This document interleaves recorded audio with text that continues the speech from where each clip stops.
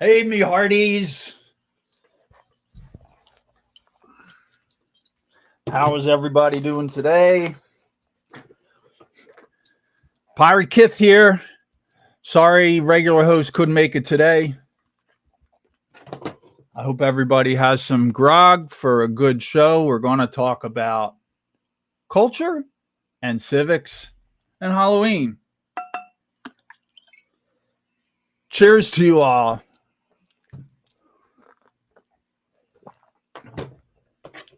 All right. This was a fun one to look into because it turns out there's a lot going on about Halloween. A lot of it I didn't know. I've heard rumors and that sort of thing, but I really didn't know very much about the holiday. So I started reading up on it. It started a couple thousand years ago, probably before Christ. It's now a pretty fun celebration that's only got a distant tie to the superstition and religion and the traditions of the past, but it's all ingrained in that, and pagan and Christian religions and the government influence on the holiday. So I'm going to go through some of this stuff here. Pirates, as it turns out, they weren't very good at optics, so I have to take my pirate glasses off and switch. Excuse me. I don't think the pirates had very good glasses. But they had cool. They did have cool knives, though. I like them. Anyway, how it's celebrated got changed a lot. But the history, it goes back to October 31st pagan celebration. It's seasonal transitions. The fall one is about the harvest and the dead, bonfires. The holiday is pronounced Samhain, and it's spelled Samhain. But it's pronounced Samhain. I'm going to look at somebody's got a comment here. Let me make sure. Aye. Howdy, Dave. Aye, howdy, Dave. Good to see you here. Good to see you. So the life and death was always part of it, and the other world. On the Samhain holiday, on that day, October 31st, that is the day that the minimal transition between the other world and the real world existed. So spirits could come into the real world, and living people could transition into the other world, and they could get stuck there. It's a scary day. It's a day to come back home and light bonfires to keep the spirits away. The living and dead were commingled on Samhain night. That's when the gap is the smallest, and it was primarily about the harvest, because the fall harvest, when this started 2,000 years ago, 2,500 years ago, harvest was a life and death event. If it wasn't a good harvest, people died. They needed the harvest, so it was always a life and death event. So right from the beginning, Samhain was about death, both already dead and perhaps the people there becoming dead, and spirits. When the Roman Empire conquered started conquering the pagan world, as the Roman Empire expanded throughout Europe, the Christian church and the government, basically, which were the same thing then, as far as the civics aspect, the Christian church, they adopted the pagan holidays to assist with transitioning pagans to Christian. So to get people to convert to Christianity, it was helpful to keep their culture, a lot of their tradition, their holidays. So the Christians switched this to a Christian holiday. They changed the name. There was the Samhain and Lemuria was the spring holiday. So there was two seasonal transitions. It's the dark to light and light to dark, which was Samhain and Lemuria. They started in 1609. The Christian church converted the Lemuria spring holiday into All Saints Day, which Hallows is holy people. So, All Holy People Day. They said it All Hallows Day, and often we hear people now say it All Saints Day in English. It was All Hallows Day is how they said it. That was in 1609 AD. So the government was involved in this holiday starting in 1609, maybe before that. I don't know. But it's a Christianized holiday to help convert the pagans. The Lemuria, then to get rid of Lemuria did well as converted into All Hallows Day, All Saints Day, which was about Christian saints. Same sort of thing. The rest of the tradition they kept, they just converted it from the pagan worshiping of the pagan spirits to the Christian spirits, whatever you want to call them. Pretty much the same holiday, but it was a Christian one. The bonfires, they would wear masks and dress up and honor the dead and light candles to keep the bad spirits away. And they could talk to the dead, and they would also light a candle to help the ancestors come visit them. Like most of that stuff stayed. That's all comes from the pagan holiday. Always about death. It was always about dead people and death and spirits, ghosts, that sort of thing. The Christian church then transferred Lemuria into October 31st. This was 1609 AD. Excuse me. The original Lemuria celebration, when they started calling Halloween a different day, that was around the year 300. So this is a 1609. They moved the new All Hallows Eve to October 31st. What they're trying to do, what they did do, was they wanted to change the Samhain pagan holiday to a Christian holiday. So they changed the date to October 31st, and that became All Hallows Eve. This was 1609. The door-to-door thing also began that. This was a tactic that the Christian church and the Roman Empire government was using to help convert pagans, try to encourage pagans. They had poor children would dress as spirits, and they would go door to door, and the people would give food in exchange for the kids doing prayers for their dead relatives in purgatory. So the Christian church's theory on that is that when you die, at least we're talking about 1609, the Middle Ages, medieval times into the Middle Ages. I actually don't know if this is still this way in the Christian church, but when people would die, they go to purgatory, and they say in purgatory, you need sufficient prayers for you, then you can lift from purgatory into heaven. So one of the ways that you could get your dead relatives from purgatory into heaven was to get a lot of people to pray for them. So in exchange for the poor kids' prayers, that they would come door to door. The kids would pray for their dead relatives in purgatory to go to heaven, and they would give them food. And they also used the Christian principle of charity to encourage people to give food to the poor people. So they tied it in with that. That's a brilliant tactic. The fact that Christianity has survived all this long, they had some good tactics. So that's a pretty good one. That's when the door-to-door thing started. Witches were always part of the medieval worldview, both by Christians and by earlier pagan religions and all sorts of different cults. That's kind of the model Halloween icon, but that was part of this from the Middle Ages on. And in the 16th century, we had the witch panic, the Christian witch panic. Some Christians, I should say. So some Christians started this witch panic. You remember the Salem witch trials. The Puritans, who were often kind of held up as a model of religious freedom, but that's bogus. Like, the Puritans were not about religious freedom at all. They were completely the opposite. They were certainly willing to use force to get other people to use their religion. So it is true the Puritans came to the Americas to escape religious persecution. That part's true.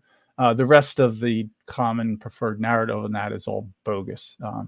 The Puritans did a lot of bad things. One of the things they were into was burning witches, which at the time were probably women who knew the medieval cure stories from, and they lived by themselves, and that's why their broom and their pot, they would mix up potions in, and maybe some of them worked, maybe some of them didn't.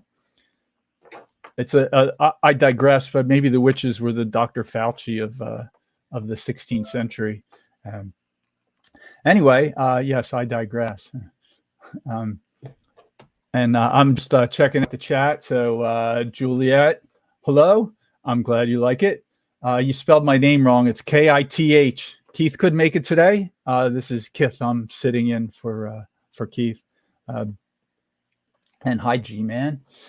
Anyway, the some of the celebration is really left over from the Celts that started it 2,000 years ago, at least. The Irish and Scottish were big on this, and they they called it Hallows Eve, sometimes All Hallows, but they tend to call it Hallows Eve. And if you've ever heard a Scottish guy talk or a Irish guy talk, the way they say Eve is een. So the holiday to Scottish particularly, and Irish too have that accent some, they would say Halloween, which is their way of saying Hallows Eve. Guess where the name Halloween comes from. Anyway, so in like 17th century England, they still kept that going door to door for food. So some Christians still have this, prayers for purgatory part, but that kind of medieval Christianity was starting to die out. We're talking about the 1600s now. It's still there, but some of that was dying down. They started the tradition of doing plays. So same kind of thing. The kids would go door to door, and sometimes adults. They would have plays for food in exchange for food. And then a fun event, which is totally tied in with Halloween, and I had no idea, is Guy Fawkes Day. So if you recall the Guy Fawkes story, which is coming up Saturday, by the way, you should watch V for Vendetta to celebrate Guy Fawkes. Guy Fawkes was a pro-Catholic, sometimes they call him a terrorist, but I'm not quite sure. I might, maybe I should do a Rebel Civics show called Guy Fawkes Was Right.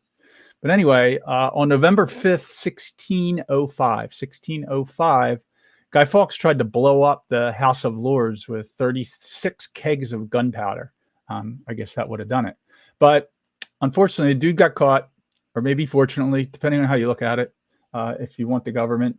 I don't really think that's a good way to overthrow the government, but the House of Lords in 1605 did have some problems. So I don't want to pass judgment on Guy Fawkes just because he wanted to change the government. So anyway, he got caught. They hanged him as punishment for trying to blow up the House of Lords, and then the story is they drawled and quartered him, and they took all the pieces and they threw it in a bonfire. So that's when the destructive part started in talking 1605, I guess 1606. So it was mixed in with the Halloween, Hallows Eve, All Saints Day, whatever, the Christian holiday, and the Guy Fawkes Day. Kids, probably boys then too, but there was a lot of destruction. So they would, on the anniversary of Guy Fawkes Day, and it later morphed into on All Hallows Eve Day, they would go around and wreak havoc, light fires, break things, throw rocks through windows. It's a holiday about destruction, and it's called Guy Fawkes Day. And they still have Guy Fawkes Day. If you saw a thumbnail, that's my girlfriend. She's lived in South Africa until she's 35. Now, Halloween isn't a thing there, but Guy Fawkes Day is. That's a big thing. Everybody gets together. They have parties. Now it's like a food and drink party. They don't go around and destroy property, but they do celebrate it. And so Saturday, watch V from Vendetta in celebration, and remember Guy Fawkes. Remember the 5th of November, the gunpowder season and plot. I know of no reason to ever forget. Damn, I forget the rest. Something like that. Anyway, that was 1605. So this destructive nature started, and jumping ahead, it was called Mischief Night when I was growing up, but basically it comes from 1600s England. Haiti Dave, it's the 5th. It is the 5th. Yeah. Remember the 5th of November, the gunpowder treason and plot. So I know of no reason to ever forget the 5th of November. So, we're going to have a little celebration. Anyway, so that's the 1600s, this destructive celebration, also celebration of death, the whole goblins and ghouls and boogeyman and witches and ghosts. The ghosts were dead spirits that came to haunt, and the white sheet is the wrap that they would put around the dead when they died. So that's what the ghost costume with the sheet is. That's based on what you wrap a dead person in when you're burying them from medieval times. Remember, redacted. Yep. Remember, never forget. Damn, I forgot the rest. That's a good quote. Yes, that is ironic. You can remember all the way to the never forget part, but not the rest. So anyway, that's one of the traditions. The another story here, this like the jack-o'-lantern, how that started, and I'll get into the pumpkin part later. But jack-o'-lantern was a guy, I think it was certainly a legend. His name's Jack O'Lantern, Irish guy, O'Lantern. He was a troublemaker. Problem. They called him Stingy Jack. I read a bunch of names of him that like, not good names. That he was a problem guy. He ended up in hell. Jack O'Lantern, though, he was a troublemaker in hell. He was a huge problem. And the devil eventually couldn't deal with Jack O'Lantern anymore, so they threw him out of hell. Now, I didn't even know that there was such a thing in the Christian religion. But yeah, Jack O'Lantern got thrown out of hell. And so he went back, but a part of his punishment, he could only go around at night. And the devil took a bit of pity on him. He gave him a coal from the fires of hell. And when Jack got back and he was walking around London or Dublin or wherever he got sent back to, he got a turnip and he carved a turnip with some holes in it. And he put the coal that the devil gave him and he walked around with that. So this is a like medieval pagan Christian, I don't know which. They're kind of mixed up in all this anyway. Halloween is a pagan / Christian holiday. It's not even worth trying to distinguish the two. The kids then, when they would go around both doing plays, breaking windows instead of getting a treat, they would go around with turnips with a candle in it to light their way. So that's where that started. I don't know how far back that was. 1600s, something like that. Maybe after the Middle Ages. I don't know if it's before or after the Enlightenment, but that goes pretty far back, except they use turnips. For anybody that's ever been to Europe, I don't think they have pumpkins there. So anyway, more on that part later. So in the 1833, so the first written that I found out about, perhaps there is one, but I saw a report, the first written Hallows-E'en, I'm pronouncing it the E-I-N-E. They called it All Hallows Eve. It's about telling ghost stories around a fire. It was in 1833. So by 1833 in the U.S., there was a celebration of Hallows Eve.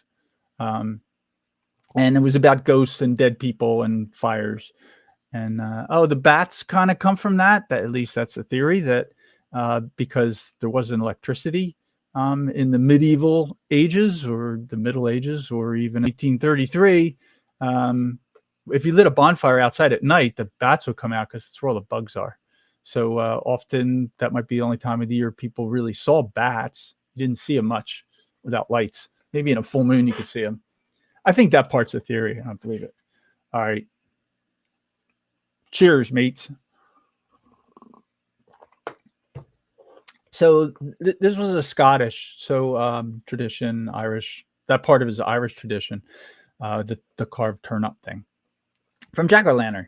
So 1865, at the end of the War for Southern Independence, that's really when the American holiday started to get going.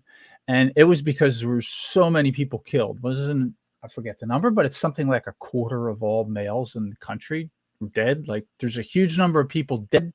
Don't quote me on that number, please.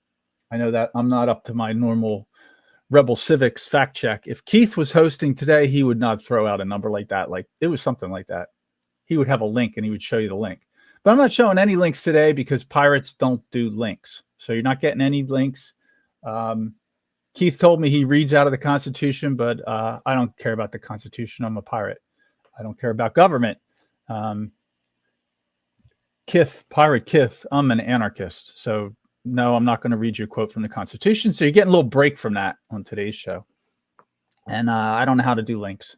So anyway, 1865, the War for Southern Independence ended, and there were so many dead people. And at the time, a lot of people still believed in coming back from the dead or spirits, talking to spirits. I know there's some people that still believe that now. The whole heaven, hell, purgatory, all that was way more widespread than it is today in America. So a lot of people thought their relatives maybe could come back. And so on Hallows Eve, they would talk to their relatives, light candles so they could help find their way home. It was about the soldiers that they were hoping that their missing in action maybe dead, maybe not. Who knows?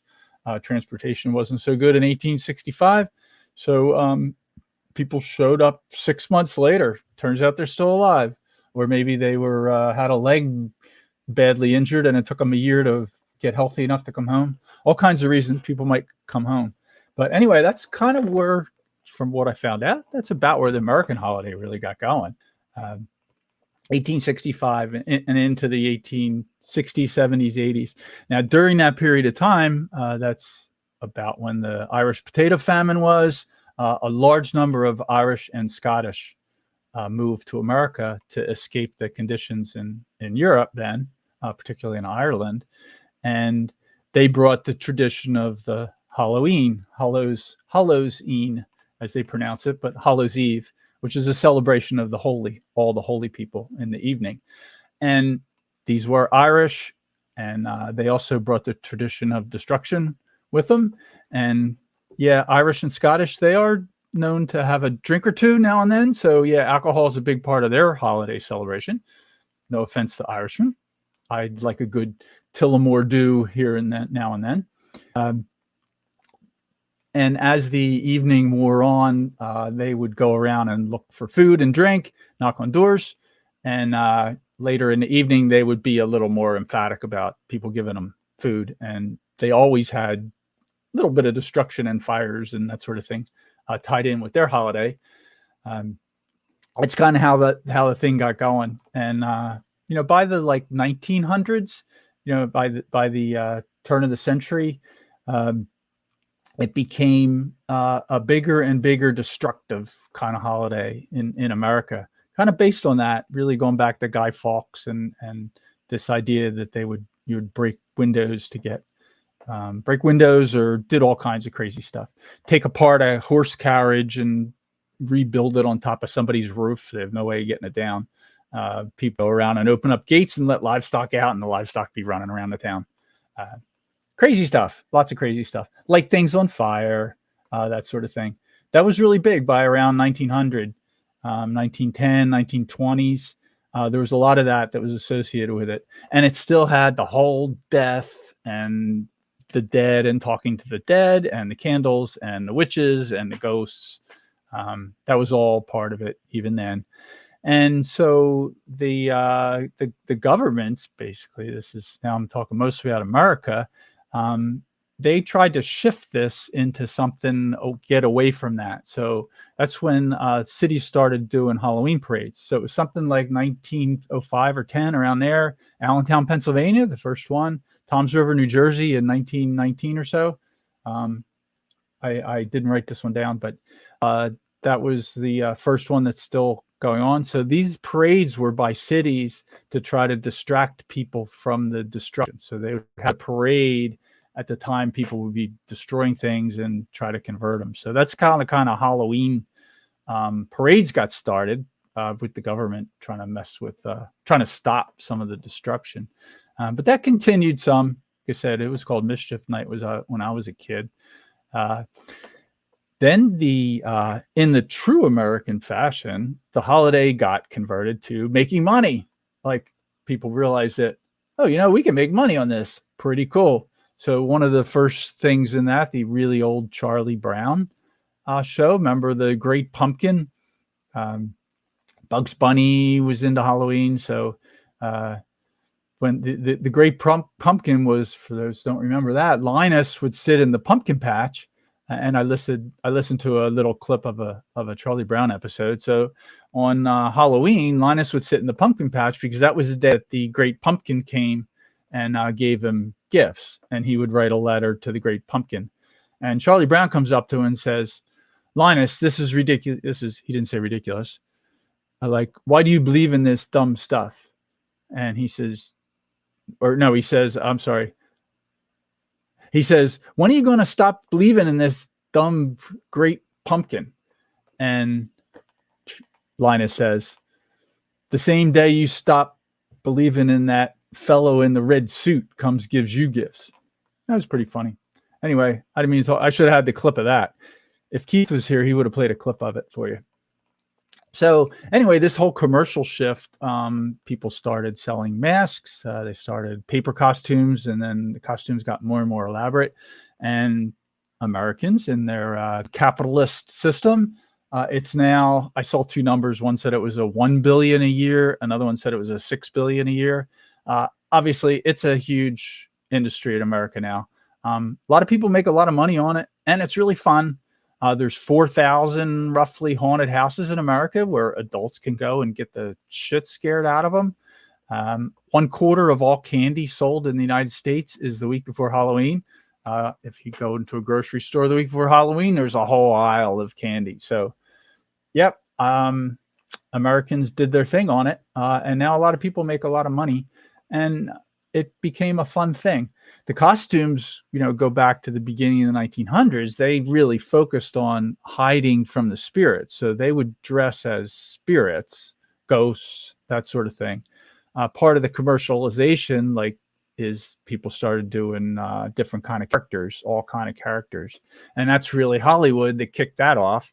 So the first Halloween movie was 1978, Halloween. I remember that one. I was a teenager then. I listened to an interview with the producer of that, and he said somebody asked him that, how come nobody's ever made a Halloween movie for adults? And he was like, I don't know. That's a great idea. How come that was never done before? So that turned out to be they spent $325 million on it, and it grossed I forgot the number now, more than 10 times that. Huge success. And that kind of kicked off converting horror movies to more of a mainstream thing. Before that, horror movies were just ridiculous B movie type things. That movie in 1978 just converted that. And now the whole horror movie, Halloween, we get all these different, since then, all kind of movies have been released. And Hollywood, in their great fashion, they started this trend where people now dress up as movie characters. So that's all pretty recent in America. So you don't have to be a witch anymore, or a goblin, or a ghost. You could be Charlie Brown or a hero from some movie, a good or a bad one. The tradition for women, they kind of converted the witch look from the ugly old hag with the big huge pimple and the hair, Marie Laveau down in Louisiana, where the black tree grow, live a voodoo lady named Marie Laveau. I should play the Dr. Hook song too if I knew how to do links. We'll have to get Keith in to play that later. The women's clothes now for Halloween tend to be super sexy. That's the look. That's nothing like the original costumes that they would wear. That's kind of an Americanized thing, as I see it. It's a culture change.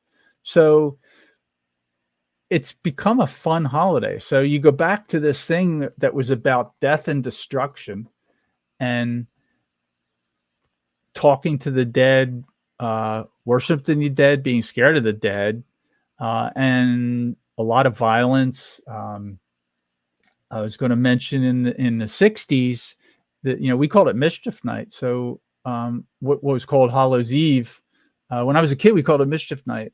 And the bad kids would go around doing fairly mild, they didn't, generally in the town I lived in, people didn't burn houses down. That's not true everywhere. Chicago, Philadelphia, Camden, where I work, serious problems with this. I think I got caught once writing with soap on somebody's windows. My parents explained that was personal property. You can't write soap or throw toilet paper in somebody's bushes. So my parents converted it to a really fun holiday for me. This was in South Jersey. When I was a young teen, I would get stationed after sunset on the roof of our 2-story suburban house, and my dad would park the cars close to the house with 2 or 3 hoses all connected together, and he bought me a really good hose nozzle, squirted far. And so when the kids came up to toilet paper our shrubs and write on our windows or on our car with soap, I would squirt them. And October 31st, if you've ever been to South Jersey, it's pretty cold usually by then. So if you got soaked and you were a kid on October 31st in South Jersey, you're probably going to go back home. You can't stay out. You got to go back home and get dry clothes. And they would get caught by the parents. And after a few years, everybody got to know that, my neighbors knew, the parents knew that if their kid came home soaking wet on the night before Halloween, on mischief night, they were doing some stuff they shouldn't have been doing, so they would get punished. So anyway, that was my first use of a weapon to protect my property, my house. Anyway, that's what mischief night was then. I worked in Camden for a year. Mischief night there was a much more serious problem. Like, people got shot and died. Buildings were burned down, especially abandoned buildings. I remember a little Camden prank on mischief night was some teenagers were up on top of a 4 or 6 story abandoned apartment building, shooting fireworks at cars driving by, and they set this up in advance.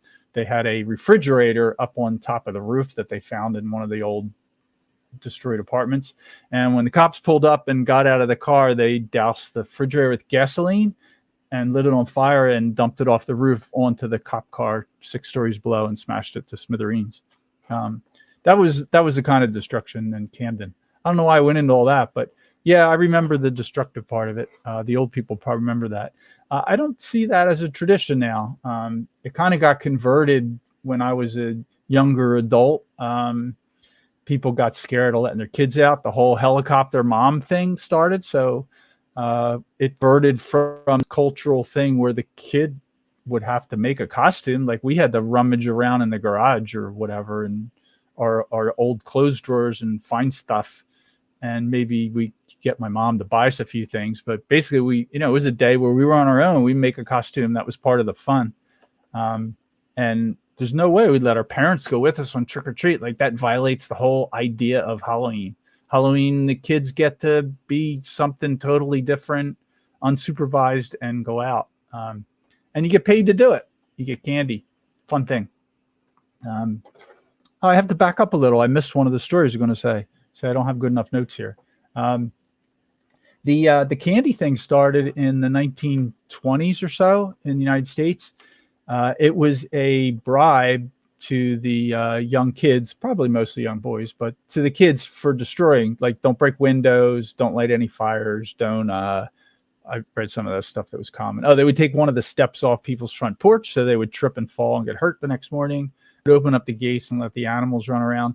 So in a America Home magazine, a writer who was also a mother and had a home around the 1920s, she wrote an article saying she tried this thing on Halloween, where she would, instead of just trying to keep people from destroying her stuff, she set up a little party in her front yard and she gave kids candy in exchange for not busting up her house, not destroying things. That's when trick or treat started. So the trick part of that is, we're going to do something. We're going to play a trick, like let all your cattle out or the sheep, or take a step off so you get hurt, take a carriage apart and put it on top of your roof, break windows with rocks. That was the trick. The treat was candy, and that was a trade. So trick or treat is a trade, like you bribe the kids with some candy so that they don't break your windows. And that's what trick or treat is. That started around the 1920s. I don't remember the exact year. Howdy Dave says treat or else.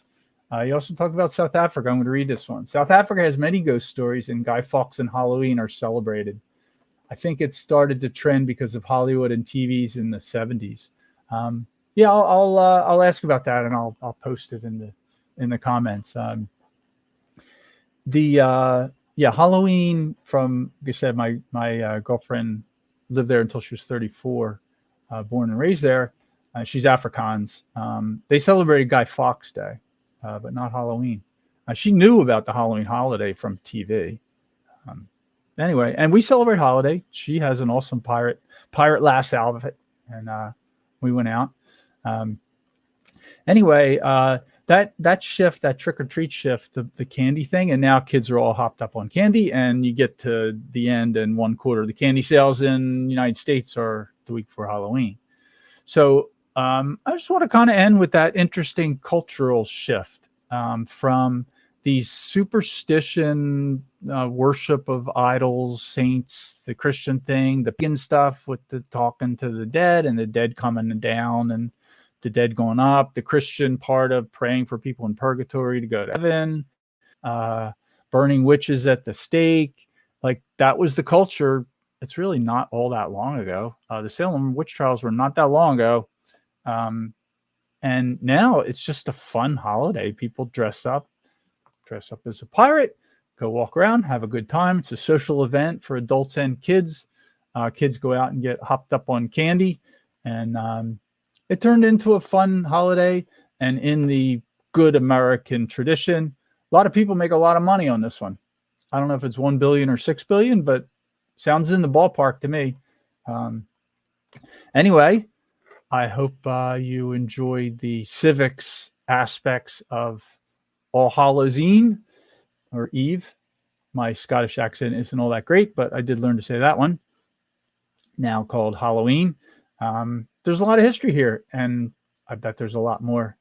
And there's also a lot of stories about it. So anyway, thanks for watching Rebel Civics. If you've got a few extra Dublins from your last pirate adventure on the Treasure Coast, you can throw them our way at unsafespace.com/donate.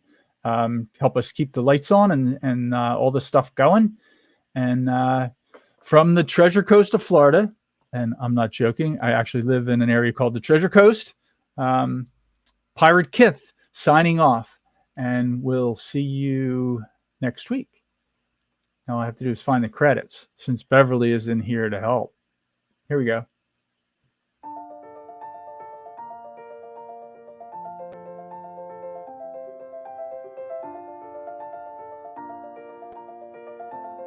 Thanks for sticking around until the end.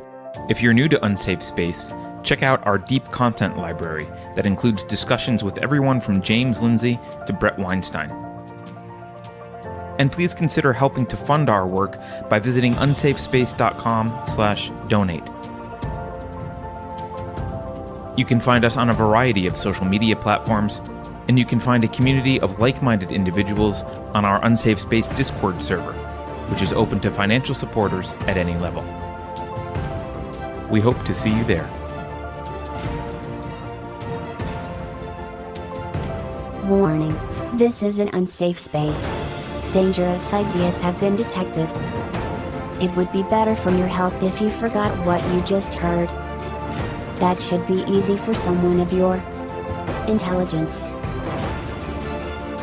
The following co-conspirators are hereby ordered to watch CNN.